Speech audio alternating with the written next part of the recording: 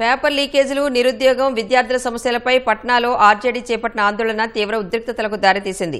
ప్రతిపక్ష నేత తేజస్వి యాదవ్ నేతృత్వంలో ఆర్జేడీ నేతలు, శ్రేణులు లోక్ భవన్ వరకు ప్రదర్శన చేపట్టగా పోలీసులు అడ్డుకున్నారు. బ్యారికేడ్లను తోసుకుని ముందుకు వెళ్లేందుకు యత్నించిన ఆర్జేడీ కార్యకర్తలపై పోలీసులు జలఫిరంగులను ప్రయోగించారు.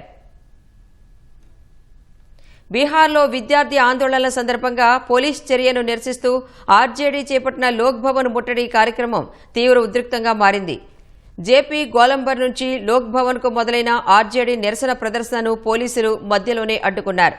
ఆదాయ పన్ను శాఖ కార్యాలయం వద్ద ప్రతిపక్ష నేత తేజస్వి యాదవ్ ను అదుపులోకి తీసుకున్నారు. బ్యారికేడ్లను దాటుకుని వెళ్లేందుకు యత్నించిన ఆర్జేడీ నేతలు, శ్రేణులపై పోలీసులు వాటర్ క్యానన్లు ప్రయోగించారు. అనంతరం ప్రతిపక్ష నేత తేజస్వి యాదవ్ ను అదుపులోకి తీసుకుని పోలీస్ వ్యాన్లో స్టేషన్కు తరలించారు. ఎన్డీఏ ప్రభుత్వం విద్యార్థుల భవిష్యత్తును అంధకారంలోకి నెట్టేస్తోందని ఆరోపించారు. ఏ పరీక్ష జరిగినా ప్రశ్నాపత్రాలు లీక్ అవుతున్నాయని ధ్వజమెత్తారు. జైళ్లకు వెళ్లడం తమకు కొత్త కాదని తేజస్వి యాదవ్ చెప్పారు.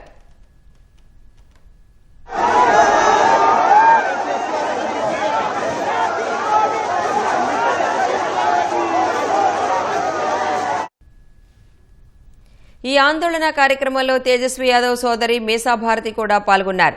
ఎన్డీఏ ప్రభుత్వం విద్యార్థుల భవిష్యత్తును నాశనం చేస్తోందని ఆరోపించారు. ఆర్జేడీ ఎంపీ మనోజ్ ఝా కూడా కేంద్ర రాష్ట్ర ప్రభుత్వాలపై విరుచుకుపడ్డారు. పారదర్శకమైన విద్యా వ్యవస్థను కోరుకుంటున్న యువతపై దాడులు చేయడం దారుణమన్నారు.